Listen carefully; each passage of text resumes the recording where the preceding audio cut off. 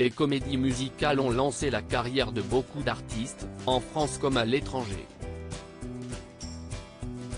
Il y a eu Le Roi Soleil qui a mis en lumière le talent d'Emmanuel Moire ou de Christophe Maé, Starmania, qui a révélé Daniel Balavoine, Morane ou encore France Gall, mais également Notre-Dame de Paris.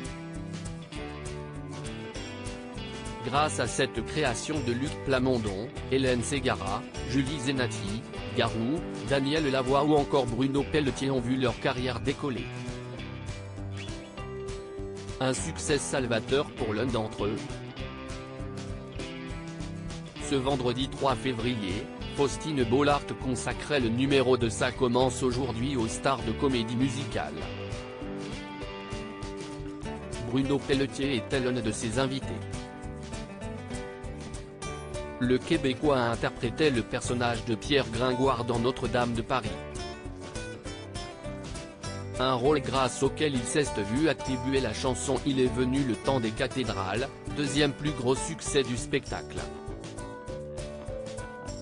Cette consécration, Bruno Pelletier l'avait amplement méritée après avoir vécu des années de galère et être passé à 2 doigts de la mort. Sur le fauteuil face à la femme de Maxime Chatham, Bruno Pelletier a confié que s'il avait toujours eu la musique dans le sang, il avait débuté professionnellement dans les arts martiaux en montant son propre club de karaté avec un ami. Mais trop attiré par la scène, l'artiste lâche les rênes et se consacre pleinement à la musique. Je gagnais ma vie à faire ça. Il y avait assez d'endroits pour faire des petits concerts, des bars. C'était très hard rock, heavy metal. Malheureusement, cette voie l'a entraîné dans des zones très sombres. J'avais la vie d'un jeune dans la vingtaine qui explore et essaie un peu tout, ça m'a emmené sur certaines voies de contournement. Je suis tombé dans les excès, l'alcool, la drogue et tout ça. Je suis ressorti de là assez rapidement parce que j'ai eu une très mauvaise expérience, une overdose, je me suis retrouvé à l'hôpital.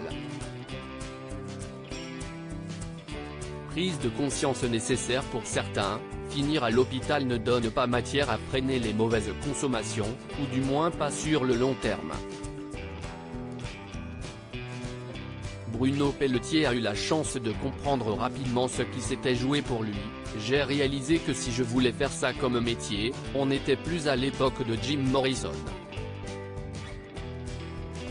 Il y a quand même un aura autour de ces artistes, ils sont décédés très jeunes, ça a amené un mythe et on n'était plus là-dedans. Si j'avais envie de faire ce métier-là, il fallait que je sorte de ce rouage malsain. Les arts martiaux m'ont aidé. Je me suis mis à travailler vraiment sérieusement et les choses sont arrivées au début de la trentaine. Parmi elles, une rencontre avec un certain Luc Plamondon. Depuis Notre-Dame de Paris, Bruno Pelletier a fait du chemin.